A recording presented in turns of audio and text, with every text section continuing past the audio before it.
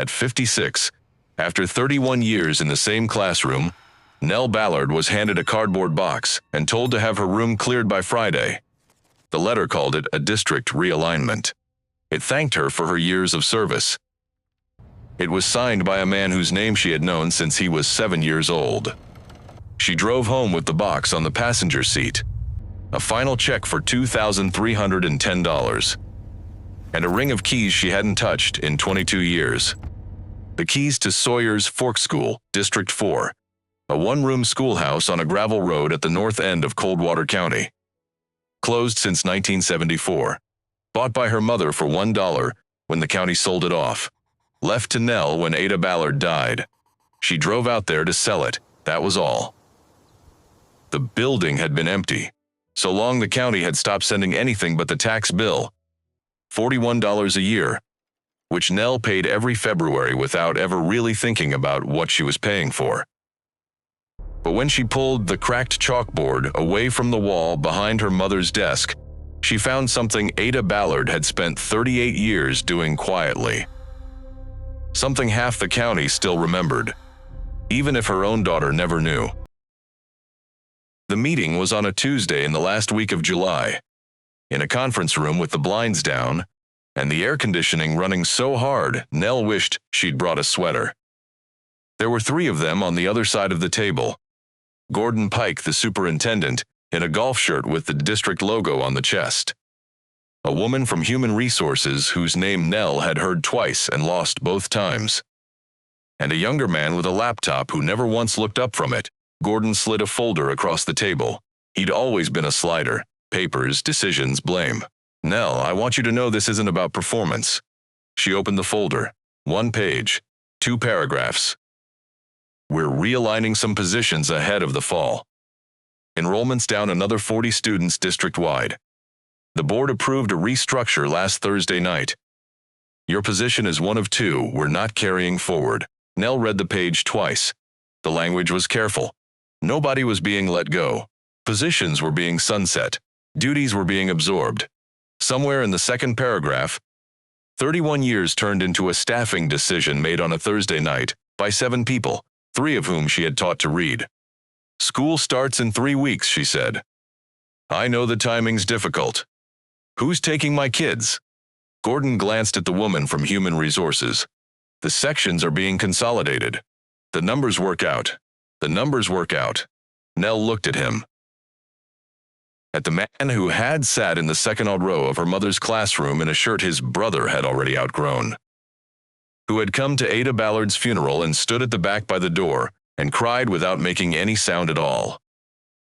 And she understood that he was not going to look at her directly for the rest of the meeting, and that he had probably decided that in the car on the way in. Some jobs end with a party in the break room. Some end with a plaque and a handshake and somebody's nephew making a speech. Nell Ballard's ended with a form letter and a cardboard box. She had to walk down to the copy room and ask for herself. The only one they had left said toner on the side in black marker. 31 years fit in it with room to spare. A coffee mug from a student teacher who'd gone on to teach in Ohio. A laminated alphabet strip, curling at both ends, that had hung above the whiteboard since before the whiteboard was a whiteboard. A jar of buttons she used for counting. 9 class photos, 1 for every time the county moved grades around and moved her with them. All of them with the same woman in the back row getting a little grayer, and on the corner of the desk where it had sat every single day for 31 years, a brass handbell with a worn wooden handle. It had been her mother's. Ada rang it at 8 in the morning, and at noon and at the end of the day, standing on the top step at Sawyer's Fork with the whole valley spread out below her. When the county closed the school, Ada carried the bell to her new classroom and set it on the corner of her desk, and when Ada retired, she put it in Nell's hands and said, "Well, you'll want this." Nell wrapped it in her cardigan and set it on top. She carried the box out through the side hallway because the main hall went past the front office. In the parking lot, she passed Denise Halloran from 4th grade, who saw the box and stopped walking and put a hand over her mouth. Nell. It's fine. It's not fine. No, Nell said. It isn't. She put the box in the back seat and drove out past the buses lined up for the fall, 41 of them, freshly washed and waiting. Her house was 11 miles out on Route 9. A brick ranch she and her husband had bought in 1993, and that she had kept in the divorce in 2011, along with the mortgage, which had 9 years left on it. She set the box on the kitchen table and did not unpack it. She made coffee she didn't drink. She sat down with a legal pad and wrote out what she had, because that was what you did. And the arithmetic was short enough to fit on 4 lines. $4,100 in savings. A final check for $2,310. Insurance through September 30th. A mortgage payment due on the 5th. 56 is a strange age to be handed a box. Too young to stop. Too old for anybody to hire you into a job that comes with insurance. Around 9 o'clock, she went into the spare room and opened the file drawer where she kept her mother's papers, looking for the deed to the house, and found instead a manila envelope she hadn't opened in 22 years. Ada's handwriting on the front, small and slanted and perfectly even. Sawyer's Fork, keep. Inside was a deed, a folded county survey, and a ring of 3 keys on a loop of baling wire. Nell sat down on the floor of the spare room with the envelope in her lap. She knew what the building was worth. Nothing. Less than nothing, probably, once you counted what it would cost to haul away. But there was a man in Renfro who bought old barn wood and chestnut siding by the board foot. And Sawyer's Fork had been built in 1912 out of trees cut off that same ridge, and she had a mortgage payment due on the 5th. She would drive out in the morning. She would take pictures. She would call the man in Renfro and take whatever he offered and be done with it.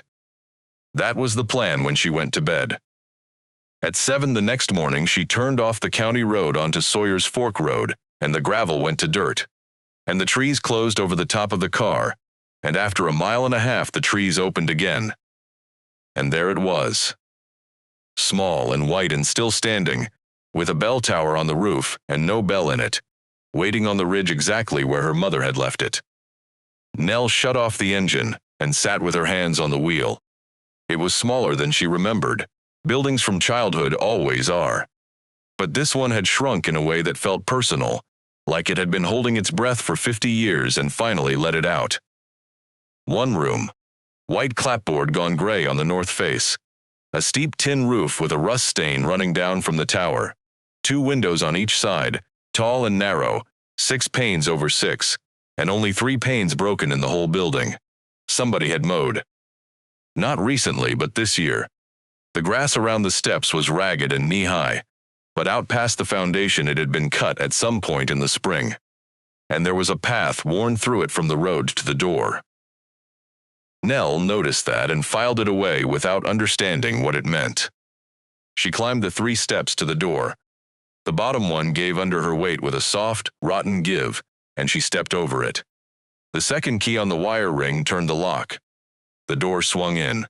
The smell hit her before anything else.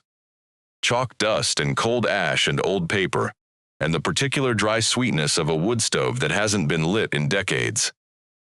It was the smell of her entire childhood, and it went through her so fast she had to put a hand on the doorframe. She stood in the doorway and let her eyes adjust. One room about 30 feet by 40. Wide plank floors worn pale in 2 tracks from the door to the front.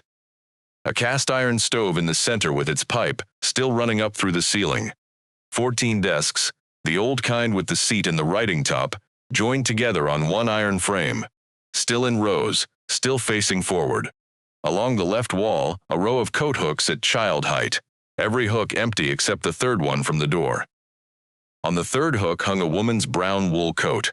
Nell walked over to it slowly. 52 years of dust had settled into the shoulders. There was a hole in one elbow that had been darned twice. She put her hand in the right pocket and found a stub of white chalk and a bobby pin and a receipt from a store in Renfro that had closed before Nell finished high school.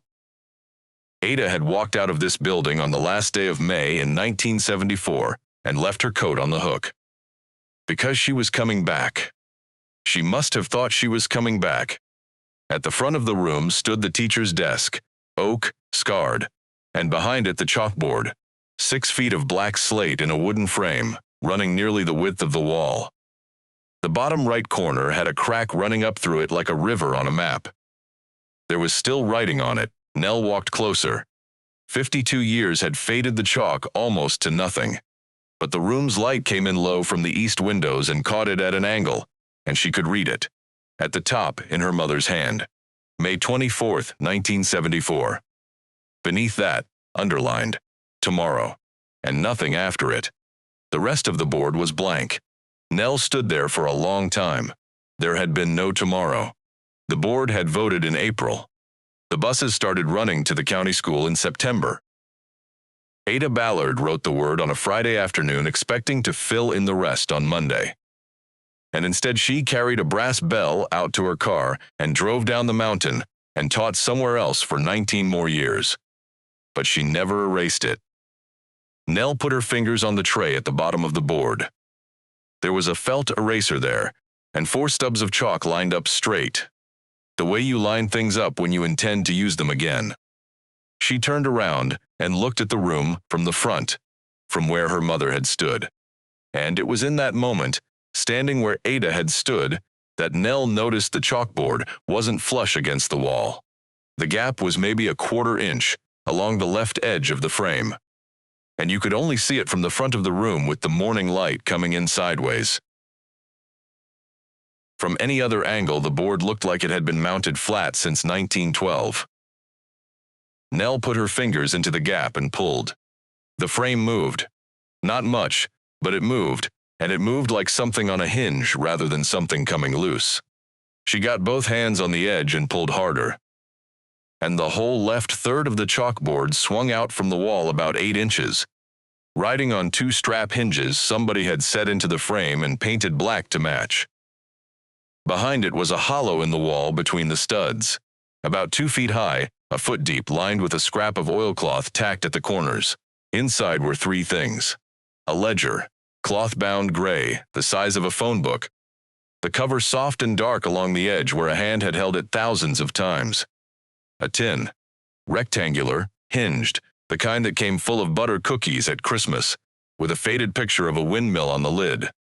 And a stack of envelopes, bound with a rubber band that had gone brittle and snapped when Nell touched it. She carried all 3 to the nearest desk and sat down in it. She was too tall for it, and her knees came up under the writing top, and she didn't care. She opened the ledger first. The pages were ruled in columns for a bookkeeper. Ada had ignored the columns entirely and written straight across. The first entry was dated September 9, 1955. Harlan Renner sent his boy in October shoes with the toes cut out to give him room. There isn't any more room. Bought him a pair at Selby's $4.85. Told him they came out of the church box. He knows better. He took them anyway, which cost him something, so I won't ever mention it again. Nell turned the page. Eula Tolliver has not been in 11 days. Drove out there Sunday. Her mother is sick, and Eula is running the house and 3 little ones. Told her mother I would come Tuesdays and Thursdays and bring the lessons to the house. Her mother cried and said she couldn't pay. I said there wasn't anything to pay. December 1955. Stove coal for the Cobb place. $9. They are burning green wood and the baby has croup. Left it in the shed. Nobody saw me and nobody will. Page after page after page. Nell read for an hour without moving. Shoes, coats, eyeglasses, over and over. Ada had a running war with a family in Renfro over children who couldn't see the board and were being late, called slow. Exam fees, bus fare. A winter coat for a girl named Dorsey in 1961. And a second one in 1963, because the first one got handed down to a sister. Lunch money, tracked to the dime. A typewriter, second-hand, $22, for a boy who wanted to take the civil service test. Application fees to the state college, $3 each, a dozen of them across the years, paid quietly so that the child never knew there had been a fee. And she wrote down why. That was the thing that undid Nell. Ada never just wrote the number. She wrote the reason, in plain words, like she was making a case to somebody who might read it later and want to know if it was justified. He is not slow. He cannot see. She will finish if somebody says out loud that she can. His father is not a bad man. He is a tired one. The entries didn't stop in 1974 when the school closed. They kept going. The handwriting stayed the same for another decade, and then began to change, the letters getting rounder and less certain, the lines drifting up toward the right corner of the page. And every entry, from 1955 to the last one, had been written in this room, at that desk, with this board swung out on its hinges, which meant that for 19 years after Sawyer's Fork closed, after teaching all day at the county school 11 miles down the mountain, Ada Ballard had driven back up here in the evenings and sat in an empty schoolhouse to write in a book she kept behind a chalkboard. Nell closed the ledger and pressed her palm flat on the cover. She had been 14 years old in 1974. She had spent her whole adolescence resenting the fact that her mother was never home. She'd always assumed Ada was at the school. She just never once thought to ask which one. She was still sitting in the child's desk when she heard the truck. It came up the road slow, in low gear, an old brown Ford with a toolbox behind the cab, and it pulled in behind Nell's car and shut off. A man climbed down. 70s, maybe older. Tall once, stooped now, in a short-sleeved plaid shirt buttoned to the throat, and a cap with a co-op logo faded to almost nothing. He stood in the yard and looked at the open door for a while before he came any closer. Nell got up and went out onto the steps. "That your car?" the man said. It wasn't a question exactly.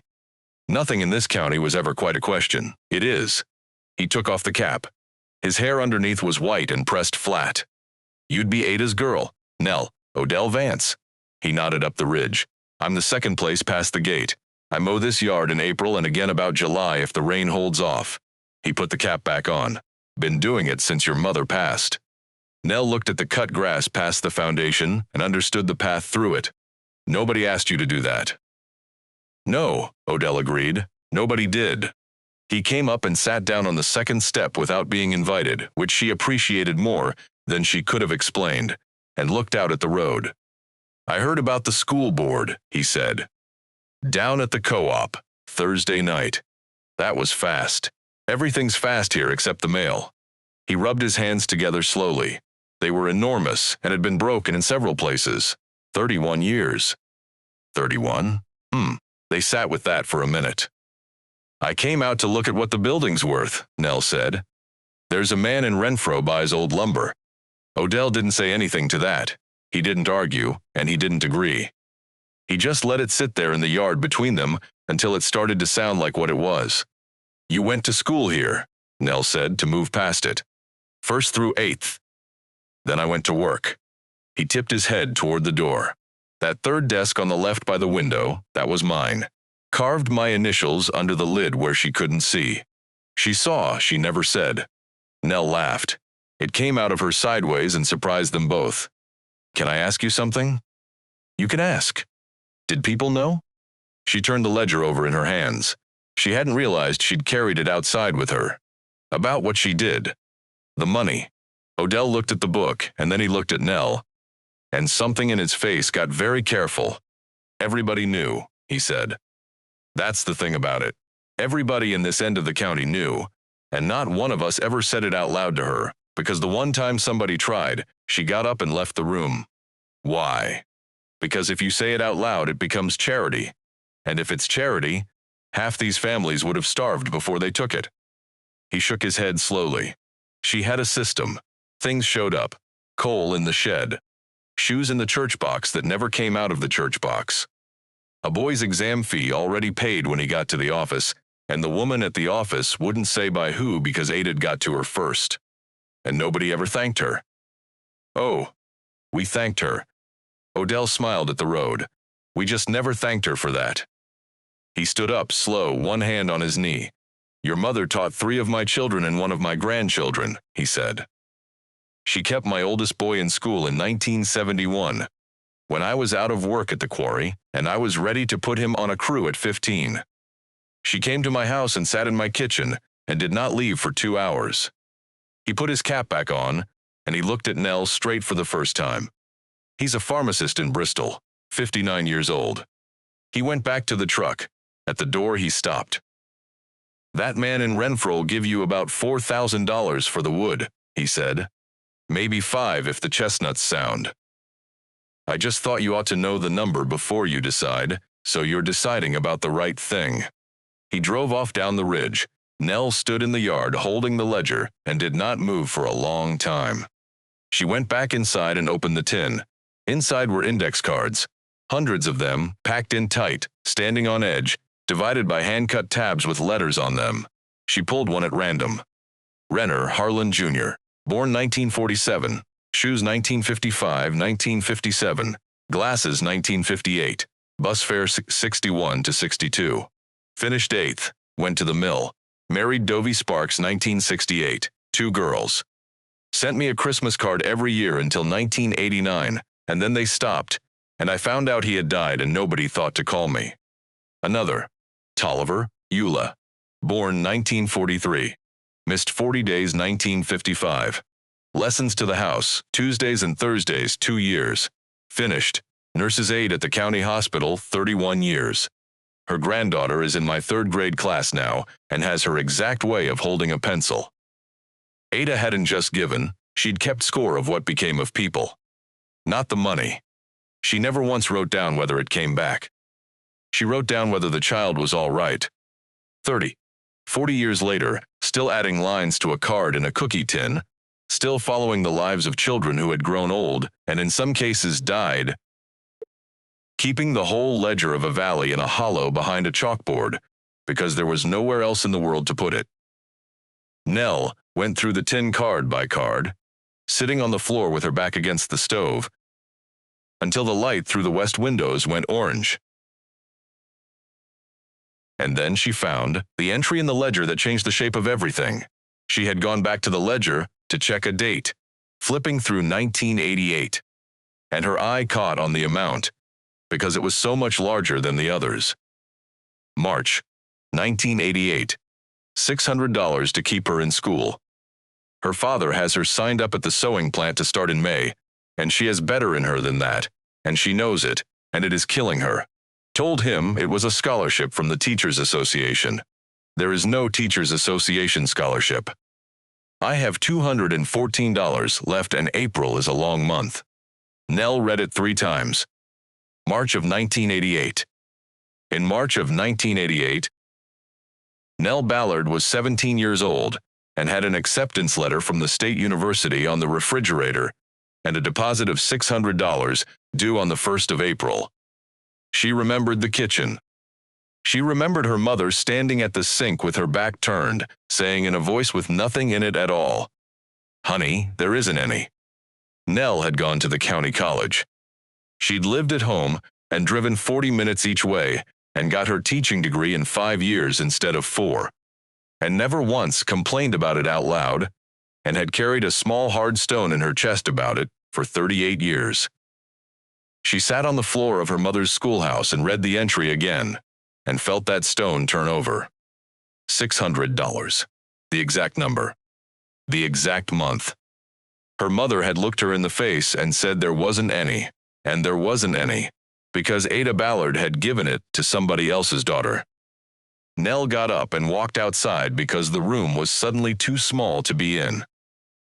She stood in the yard in the dark with her arms crossed and let herself be angry, which she had not properly done in 38 years. She was angry at a dead woman. She was angry at a building. She was angry at every child in that cookie tin who had gotten shoes while she wore her cousins. And she was ashamed of being angry about shoes, and the shame made it worse. The entry didn't say who, just her. Ada never used the names of the girls, only initials, and in this one, not even that. Nell drove home at 10 o'clock at night with the ledger and the tin on the passenger seat where the toner box had been. She did not sleep. At 6 the next morning, she called the man in Renfro about the lumber. He was pleasant. He asked about the chestnut and the sill plates, and whether the tin roof had kept the water out. And when she said it had, he got interested and said he could come look Thursday. And he thought 5,200 was realistic, maybe 58 if the joists were sound. That about get me to Christmas, Nell said. Well, he paused. It's a fair price for a building nobody's used in 50 years, ma'am. Nell looked at the ledger on her kitchen table. It's been used, she said. There was a silence on the line. I'm sorry. I'll call you back, Nell said, and hung up, and did not call him back. She sat there until the coffee went cold. Here is what she understood that morning. And it took her 3 days and a night of being furious to get to it. Ada Ballard had bought a condemned schoolhouse for $1 in 1974 when she was making $7,800 a year and paid the taxes on it for 30 years and driven up the mountain in the dark to sit in it. Not because she was sentimental. Ada was the least sentimental woman Nell had ever known. She kept it because as long as that building existed, there was one place in Coldwater County where a child could be looked at properly, one at a time, by somebody who had the whole picture of them. She'd bought a room, and then she'd left it to her daughter, with a note on the envelope that said one word: keep.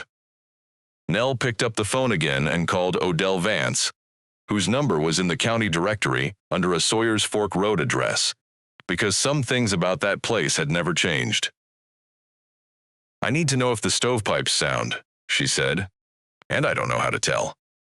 There was a pause on the line just long enough for her to hear him decide not to make anything of it. I'll be up there at 8, Odell said. The boy showed up on the 4th day. Nell was on a ladder at the front of the building with a scraper, taking 50 years of failed paint off the south face when a truck she didn't recognize slowed on the road, went past, turned around a quarter-mile up, came back, and stopped. It sat there with the engine running for a full minute before it shut off.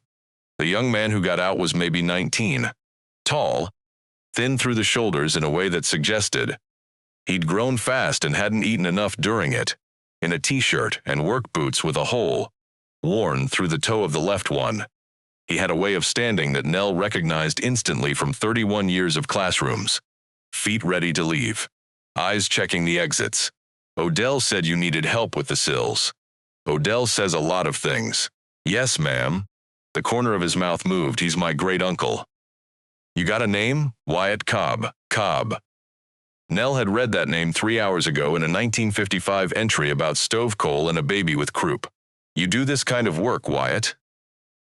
I frame houses when there's houses. There's not right now. He looked past her at the building, at the sagging bottom step and the rotted sill under the east corner, and she watched him diagnose the whole thing in about 4 seconds. Your east sill's gone. Whole plate's punky from that downspout dumping right on it for however long.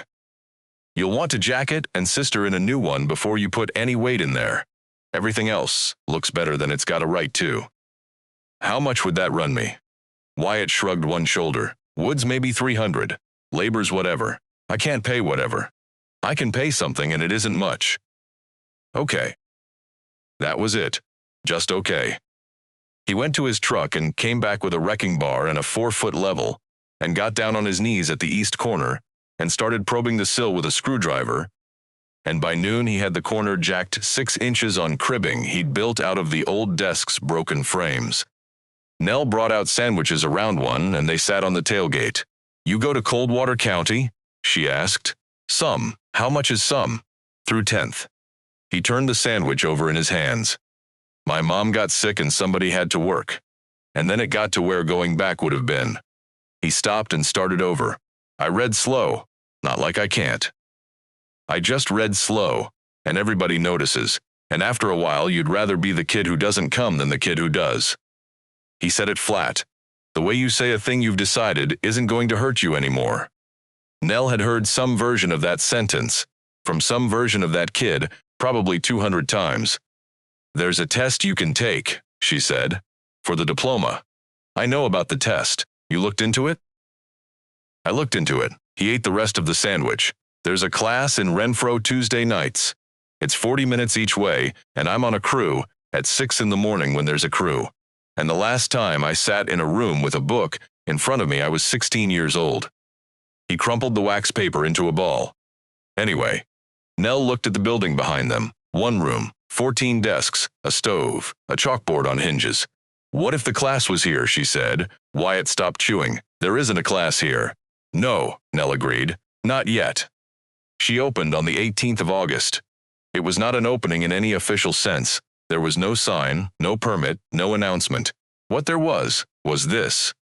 Nell Ballard swept 52 years of mouse droppings and chalk dust out the front door, washed 28 windows with vinegar and newspaper, and got Wyatt Cobb to hang a plank shelf by the door. On the shelf, she put a coffee maker from her own kitchen and a jar for whoever wanted to leave something toward the coffee. Odell brought the stovepipe. He brought a nephew with a chimney brush, and the two of them ran it and lit a test fire in 90-degree heat just to watch the smoke go up and out and not into the room. Denise Halloran came up on a Saturday with her husband and a station wagon full of paint. And then, without anybody organizing it, the desks started coming back. That was the part Nell never got over.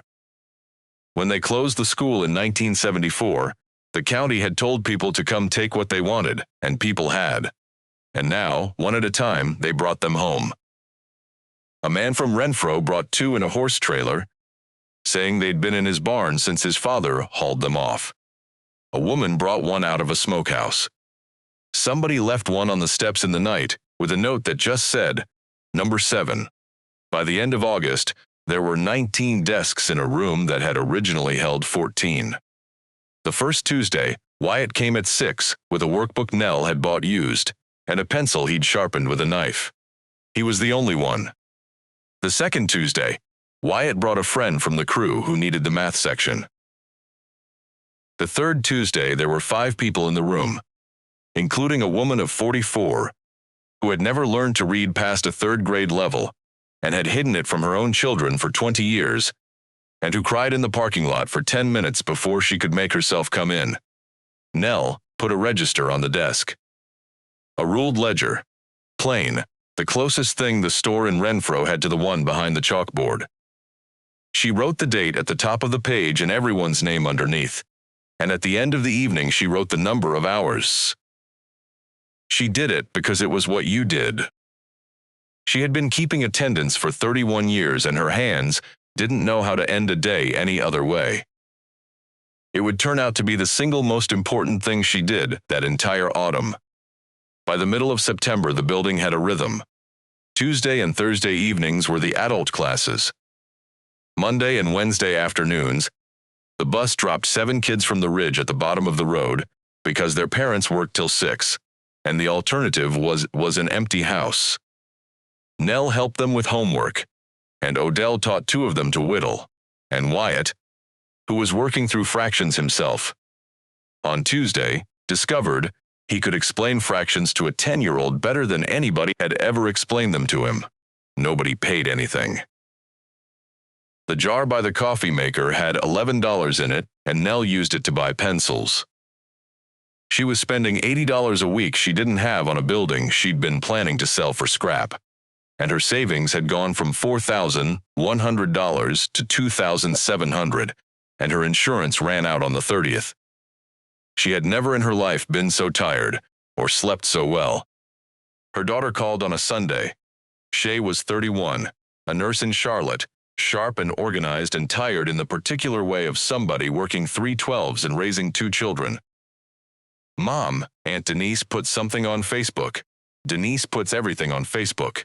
"There's a picture of you standing in front of a building." A pause. "Are you running a school?" "No," Nell said. "I'm running a room. Mom, I'm helping some people study for the equivalency test. It's 2 nights a week." "With what money?" Nell moved the phone to her other ear. "It doesn't cost much. That is not the same as free." Shay's voice had that carefulness in it that meant she'd rehearsed. "Mom, you got laid off 5 weeks ago. You should be applying places. Greenville's hiring, Sullivan County's hiring, and instead you're, restoring a landmark. It's not a landmark. It's a shed with desks in it, so sell it." "I'm not selling it." "Why not?" And Nell opened her mouth to answer and found she couldn't do it in a sentence.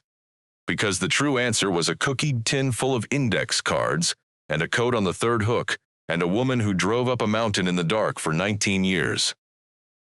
"Because your grandmother left it to me," she said finally, "and I spent 22 years not opening the envelope." Shay was quiet for a second, Dad said you'd do something like this. That landed harder than Shay probably meant it to. Nell looked out her kitchen window at the dark. Your father, she said, spent 18 years telling me I was too much like her. I used to think that was an insult. Turns out he just meant it as a warning and I heard it wrong. Mom, I'm all right, Shay. I'll call you Wednesday. She hung up and sat in the kitchen for a while. Then she got the ledger out and read entries from 1963 until she could sleep. The notice came on the 29th of September. It came by certified mail, which meant Nell had to drive into Renfro to sign for it. And she opened it, standing in the post office lobby, because she was not going to carry it around all day like a stone in her pocket. Notice of assertion of reversionary interest. Coldwater County Board of Education. She read it twice in the lobby and a third time in the car. The argument was 3 paragraphs long, and it was, she had to admit, elegant. In July of 1974, when the board declared Sawyer's Fork School surplus and conveyed it to Ada Ballard for $1, the deed had carried a condition. Nell had read that deed in her spare room and skimmed right over the clause, the way you skim a paragraph in a language you don't speak. So long as the property shall be used for educational purposes, and should such use cease, title shall revert to the board. The board's position was that educational use of the property had ceased on May 24, 1974, and had not resumed in the 52 years since. Title had therefore reverted, by operation of the deed itself, at some point during the Ford administration, and everything after that was a bookkeeping error. The board intended to record the reversion, take possession, and dispose of the parcel. At the bottom, under a line about the board's willingness to resolve the matter without expense to either party, was a paragraph offering Nell Ballard $6,000 to sign a quitclaim. $6,000. $800 more than the lumberman's number, which told her somebody had checked the lumberman's number. She drove home and sat with it. 2 days later she found out why, and it was not from the board. It was Odell, at the co-op, from a man who hauled gravel. The district had signed a letter of intent with a solar development company for 200 acres along the top of the ridge. The parcel maps had been at the county office since June. The access road for the whole array came up Sawyer's Fork Road, and the only place wide enough on that ridge to turn a boom truck and stage equipment was a flat half-acre with a white building on it. The restructure that eliminated Nell's position had been approved on a Thursday night in July. The letter of intent had been signed the Tuesday before. If you've made it this far into Nell's story, hit subscribe, because what happens next is the part I've been waiting to tell you. Nell drove to the district office on a Friday morning with the ledger under her arm. She hadn't planned to bring it.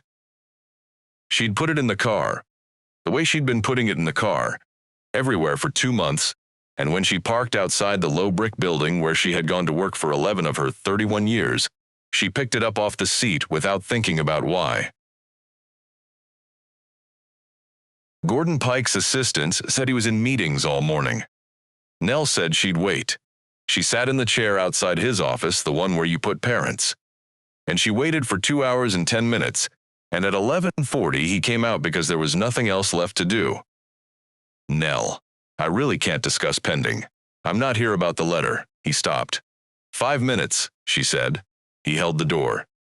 His office had a window that looked at the bus lot. Nell stayed standing. The solar company, she said. Gordon sat down behind his desk and folded his hands. The district is exploring a lease that would generate roughly $400,000 a year in revenue for a system that's lost enrollment 11 years running. He said it evenly, like a man who had said it to a school board and could say it in his sleep. That's $400,000 a year that doesn't come out of a classroom. I'd do it again on Monday. You cut my position in July. I cut 2 positions in July, and I'd have cut 3 if the board had let me. He looked at her then, actually looked at her, for the first time since the meeting in the cold room. You want me to say the 2 things are connected? They're not. The realignment was going to happen whether that ridge had a solar array on it or a Ferris wheel. And the terrible thing, Nell thought, was that she believed him. Then help me understand the $6,000. That's a fair number for the parcel. It's a fair number for a lot, Gordon. You're not buying a lot. You're buying a staging area, and you know exactly what a staging area is worth to that company, and it isn't $6,000. Gordon's jaw moved. I'm not going to negotiate against my own district. I'm not asking you to. Nell set the ledger down on the corner of his desk. I'm asking you to look at something. Nell. She opened it to the page she'd marked with a strip of paper and turned it around and slid it across the desk. He'd always been a slider. She wanted him to know what it felt like from the other side. January of 1969, she said. Gordon Pike looked down at his mother's handwriting. No. At Ada Ballard's handwriting. And Nell watched a 64-year-old man's face come apart in stages, like a wall going down one course at a time. January 1969. The Pike boy has been walking 4 miles each way in this weather because his daddy needs the truck at the plant, and there is no bus on that end of Sawyer's Fork. Paid his fare on the Renfro route through May, $11.60. Told the driver it came out of the school's fund. There is no school fund. Boots, $6.40. He is the smartest child in this room by a wide margin, and he does not know it yet, and I am not going to lose him to 4 miles of road. The office was very quiet. Gordon put one hand flat on the page, over the words, and left it there. I knew about the boots, he said. His voice had gone rough. I always knew about the boots. My mother told me when I was 25 that they weren't from the church. He stopped. I did not know about the bus. There's a card in a tin at that schoolhouse with your name on it, Nell said. She followed you your whole life, Gordon. Every promotion. She wrote down when you made principal. It's the last thing she wrote in 2003, 6 months before she died. And the handwriting is so bad I had to hold it up to the window. Gordon Pike sat behind his desk with his hand on a ledger, in an office with a view of the bus lot, and did not say anything for a long time. Then he closed the book and pushed it back across the desk, and when he looked up his face had reassembled itself. I have a fiduciary duty to this district, he said. Nell, I don't have the authority to make this go away because of a page in a book. If I withdraw that notice on my own, I'll be sitting in front of the state auditor by spring. I'm not asking you to withdraw it. Then what are you asking? Put it in front of the board, Nell said. In open session, let people come. Gordon looked at her for a long moment. You know what that room is like. I do. They'll want a lawyer up there. I know. Do you have one? No, Nell said. She got one on a Tuesday, and she didn't go looking. The Tuesday night class had 11 people in it by October. Wyatt was working through algebra with a persistence that Nell found almost hard to watch. A retired trucker named Bo was doing the reading section. The woman who had cried in the parking lot in August was reading a paragraph out loud every week, badly, in front of 10 adults, which was the bravest thing Nell had seen anybody do in years. And in the back row, for the 3rd week running, sat a woman about Nell's age in a canvas jacket, who had walked in one night, said she was there to observe, sat down, and never explained herself. That night after the others left, she stayed. You don't remember me, she said. Nell looked at her properly, short gray hair, reading glasses pushed up, a stillness that came from a professional life spent in rooms where being still was an advantage. I'm sorry, I don't. No reason you would. I was 3 years behind you, and I left the county at 18. She held out her hand. Ronnie Pruitt. The name meant nothing. I practiced title and real property law in Knoxville for 29 years, Ronnie said. I moved back to Renfro in 2019 to look after my father, and I never got around to leaving again. She glanced around the room, at the desks, at the chalkboard. I heard about your letter from the board. I've been sitting in the back of your class for 3 weeks trying to work out how to say this. Say what? Ronnie took off her glasses and cleaned them on her sleeve, which Nell would later understand was the only nervous thing the woman ever did. In March of 1988, my father signed me up at the sewing plant in Renfro, she said. I had 6 weeks of my senior year left. He wasn't cruel, he just genuinely could not see the point, and we needed the money, And that was the whole conversation as far as he was concerned. She put the glasses back on. Your mother came to our house. She sat in our front room and told my father there was a scholarship from the Teachers Association that would cover my last term and my books and my application fees. $600. She had the money in an envelope. The floor tilted very slightly under Nell. There is no Teachers Association scholarship, Ronnie said. I found that out in law school, and I have never told another living soul, because by the time I understood what she'd done, she was already sick, and she would have hated it. Nell sat down in one of the desks. March of 1988, she said. March of 1988. I was 17 years old that March, Nell said, and I had a deposit due at the state university, and my mother stood at the kitchen sink and told me there wasn't any money. Ronnie Pruitt went very still. Oh, she said. Nell was crying and hadn't noticed starting. It wasn't grief exactly. It was 38 years of a small hard stone dissolving, which turns out to hurt on the way out. I've hated that for most of my life, Nell said, quietly.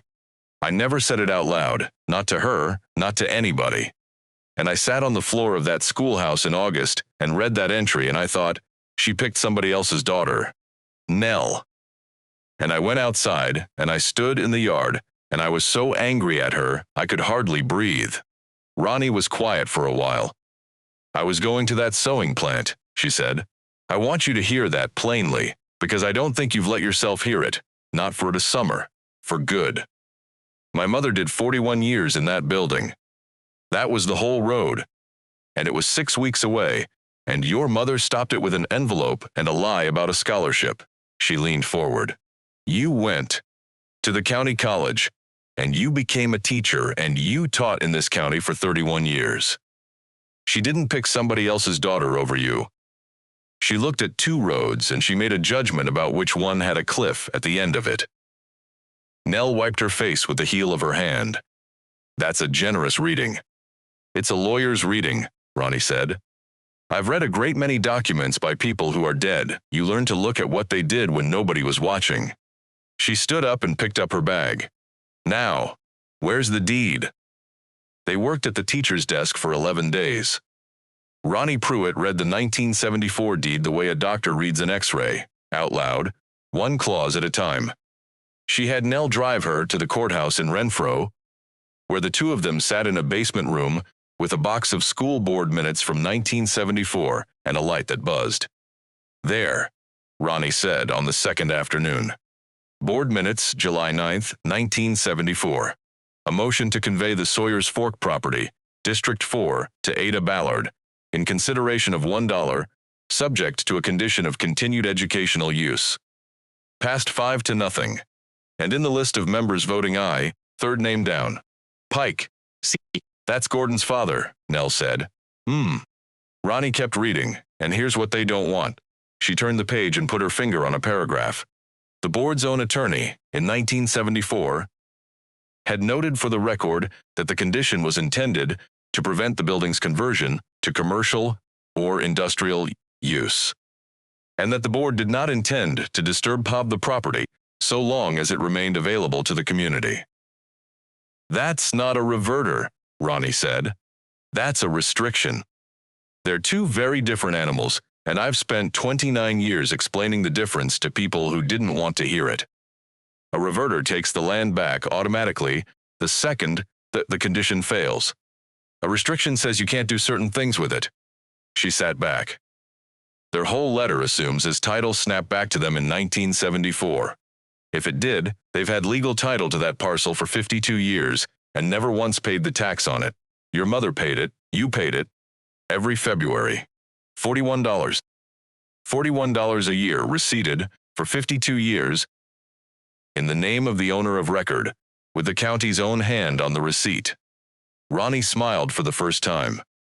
There isn't a judge in this state who's going to let a public body sit silent for half a century, watch a private citizen pay the tax, and then claim it owned the thing the whole time, the minute it becomes worth something to a solar company. And the educational use? Ronnie looked at her over the top of the glasses. Nell, she said, how many nights a week is that building in use? 4. And you have been keeping a register since the 18th of August. Names, dates, hours. Names, dates, hours. Ronnie Pruitt closed the minute book. Then bring the register, she said, and bring the people whose names are in it. The night before the hearing, Nell opened the last of the 3 things from behind the chalkboard. She had been putting it off since August. The envelopes bound with the brittle rubber band. Most of them were thank you notes. The kind written on the back of a feed receipt, or a page torn from a tablet, from people who had figured out what Ada did and had to say so somewhere, even if they could never say it to her face. But one envelope was different. Sealed. Heavier paper. And across the front, in Ada's small slanted hand, Nell. She took it up to the front of the room and sat down at her mother's desk and opened it with a pocket knife. Nell, if you are reading this, then you found the board. I have thought about whether to tell you where it was, and I have decided against it, because if I tell you, you will look at it once out of duty and put it back. If you find it, you found it because you were in this room for some reason of your own, and that means you are ready to read it. I want to say something about 1988, and then I am going to say something about the building. You have never asked me about it. That is how I know it is still there. You are not a person who asks about the thing that is bothering you. You get very polite about it, which is how you have been with me since you were 17 years old. I did not have it, and I gave it away in the same month. Both of those are true, and I have never found a way to say them in one sentence that does not sound like an excuse. Here is the closest I can get. I could see your road. It was not the road you wanted, and I know what it cost you to drive it, and I know you have made yourself not say so for years. But I could see it. There was a road there. The girl I gave it to did not have one. There was a plant with her name already on a list, and a father who could not see what she was, and 6 weeks between her and 41 years of it. I made a choice between a road that was worse than you wanted, and no road at all. And I would make it again, and it is the only decision of my life that has ever kept me up.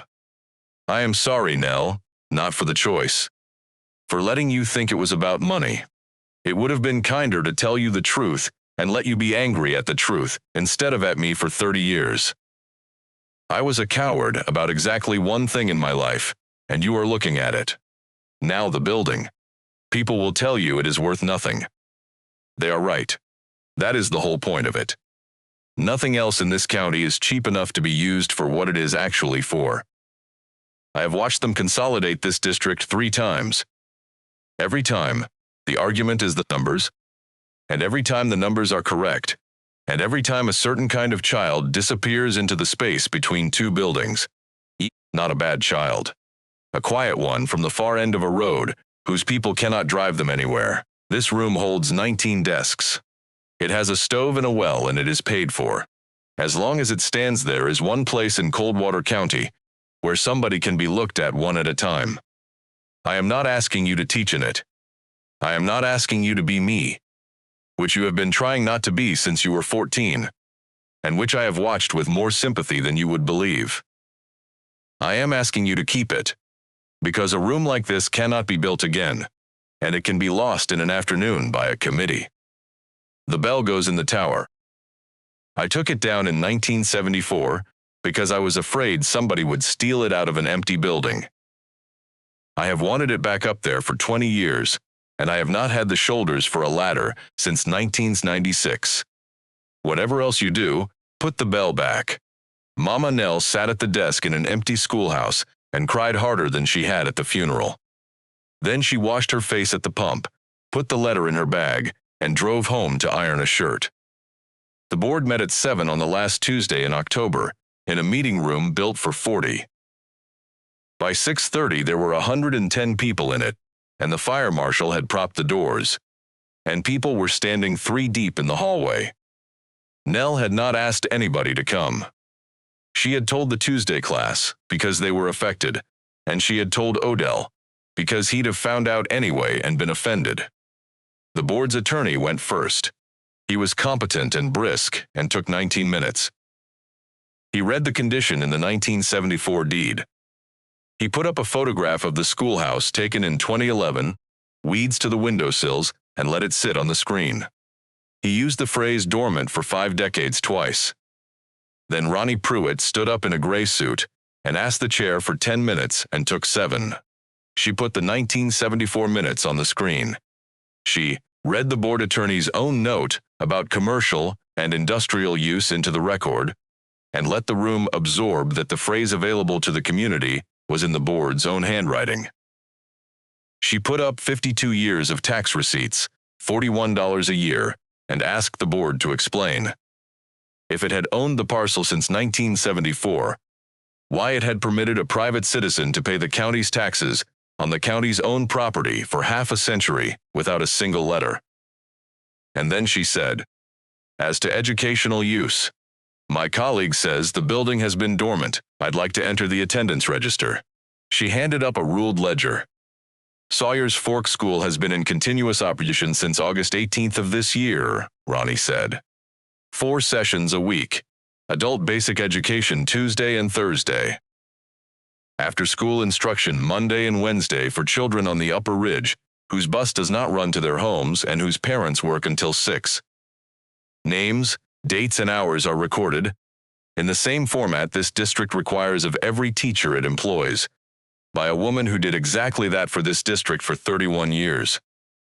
She paused. The board's notice was mailed on the 29th of September. By that date, this school had been operating for 6 weeks. She sat down.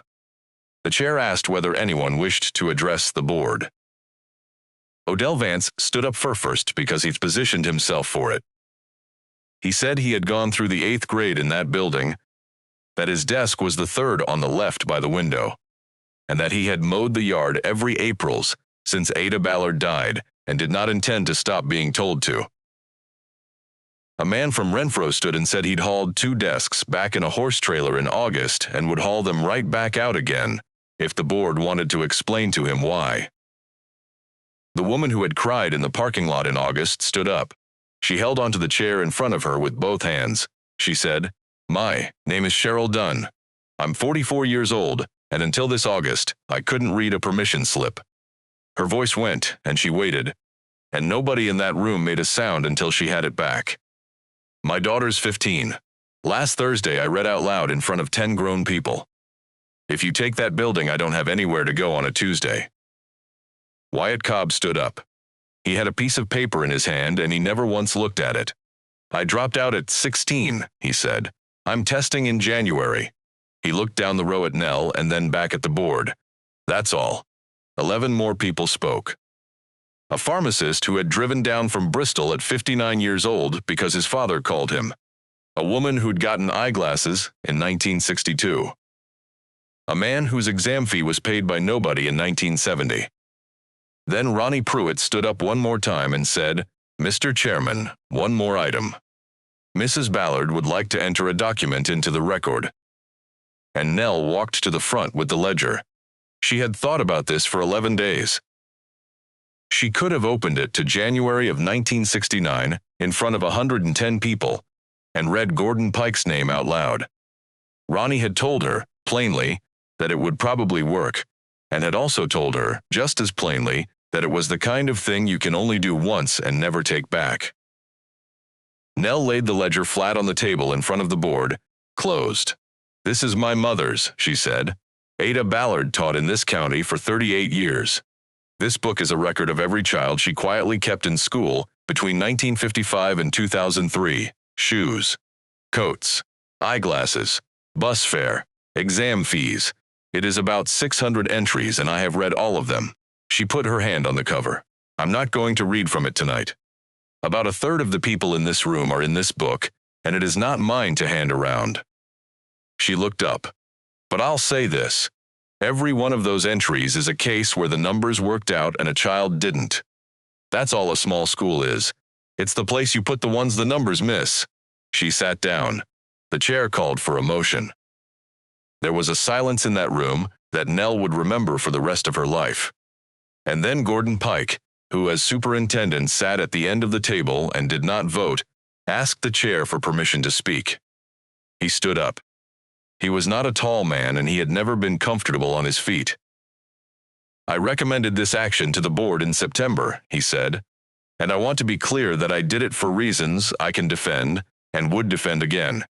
$400,000 a year is 8 teaching positions." He stopped. He put both hands on the back of his chair. "In January of 1969, I was 7 years old and I walked 4 miles to that building because my father needed the truck. Ada Ballard paid my bus fare through May and bought me a pair of boots and told me both came out of a school fund." He was looking at the table. "There was no school fund. I found out about the boots when I was 25. I found out about the bus 3 weeks ago, in my own office, from her daughter, whose job I eliminated in July." Nobody moved. "I'm not going to stand here and tell you that's a legal argument, because it isn't one, and Ms. Pruitt has already given you 4 that are." He looked up at the board. "But you're going to ask me for a recommendation, and mine has changed. I recommend the board withdraw the notice, and I recommend it release any claim to that parcel, in writing, permanently, so that nobody sitting in these chairs in 20 years can do this again on a Thursday night." He sat down. The motion to withdraw passed 6-1. The one no was a man who explained reasonably that he still thought the district needed the money. And Nell went and shook his hand afterward, because he was right about the money, and she'd taught his niece. Wyatt Cobb passed the equivalency tests on the 17th of January. He came up the road in the afternoon with the letter in his hand, and Nell was on the ladder again, because she was always on the ladder that winter. And he stood at the bottom and held it up and didn't say anything, and she came down and read it and hugged him, and he let her, which took him a second. He started at the community college in Renfro in the fall on a scholarship that had a name on it. Ronnie Pruitt had filed the paperwork in November. The Ada Ballard Fund. $300 a term for anyone testing out of Sawyer's Fork who wanted to go on. It began with $1,900 collected in a jar at the co-op, and it was up to $31,000 by the following summer, most of it from people whose names were in the cookie tin, or whose parents' names were. Nell filed the incorporation papers on a Thursday, sitting at the teacher's desk with Ronnie beside her. She did it the way Ada would have, which is to say she wrote down the reason next to every dollar. She never got her insurance sorted out, until the county hired her back in March. Not to teach but half-time, running an adult education program out of a building the district no longer had any claim to, and now paid her a small stipend to operate. Gordon Pike wrote the position himself. Nell heard from Denise that he'd fought the board for it, and she never asked him, and he never mentioned it. She still had a mortgage with 8 years on it. She was never once, in any month of that year, comfortable about money. Shay came up in April with the children. She had not seen the building. She had argued about it on the phone for 6 months, and then she came up the road on a Saturday in a rental car and got out and stood in the yard with her hands in her jacket pockets and looked at a white schoolhouse with 19 desks and a stovepipe and 28 clean windows. Her son, who was 9, ran up the steps and inside without waiting for anybody. "It's smaller than I pictured," Shay said. "Everybody says that." "Mom." She stopped and started over. "I said some things in September. You did. I thought you were falling apart." "I know." Shay looked at the building for a while. "Dad called me at Christmas," she said. "He'd heard about the hearing from somebody," he said. She shook her head. "He asked if you were all right. And I said you were better than all right, and he didn't have anything to say to that. Which I think is the first time in my life." Nell put her arm around her daughter's shoulders and they stood in the yard for a minute. Then they went in, and Nell showed her grandson how to work the damper on a stove that was older than anyone in his family, and let her granddaughter ring the brass handbell on the front step, once, which is all anybody is ever allowed. They put the bell in the tower on the last Saturday in May. Wyatt built the frame, and Odell supervised from a lawn chair, having been forbidden to climb anything. And a nephew of Odell's, who worked for the power company, brought a bucket truck and did the actual lift in about 4 minutes.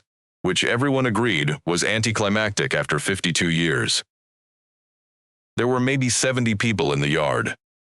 Somebody had brought a folding table, and there was ham, and there were 3 separate potato salads and a strong difference of opinion about all of them. Cheryl Dunn had brought her daughter. Bo, the retired trucker, had brought a lawn chair he intended to leave. Ronnie Pruitt stood at the edge of it with a paper plate and didn't say much. When the rope came down, they made Nell do it. She stood on the top step where her mother had stood every morning of 19 years and put both hands on the rope and pulled. It was louder than she expected. It went out over the yard and down the ridge and came back off the far slope about a second later, and every person in that field went quiet without deciding to. And 100 years of that sound settled back into the ground it came from. Afterward, when the cars had gone and the table was folded and the yard was empty, Nell went inside alone.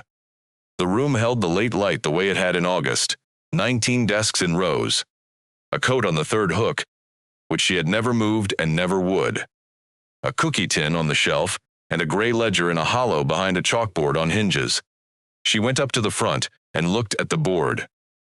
At the faded ghost of May 24th, 1974, and under it, underlined, tomorrow, Nell picked a stub of chalk out of the tray.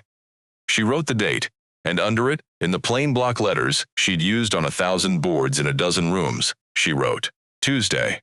Cheryl, paragraph 4, Bo, long division. Wyatt teaches fractions. Thursday. New. Bring a chair. She put the chalk back in the tray, lined up straight with the others, the way you line things up when you intend to use them again. Then she turned off the light, and locked the door, and left the coat on the hook. Ada Ballard's daughter was 57 years old, unemployed in the way that has nothing to do with work, and running a one-room school on a ridge in a county that had voted 3 times to close it. She had a building nobody wanted. She had the only thing in Coldwater County cheap enough to be used for what it was actually for. And on Tuesday at 6 o'clock, the lights would be on.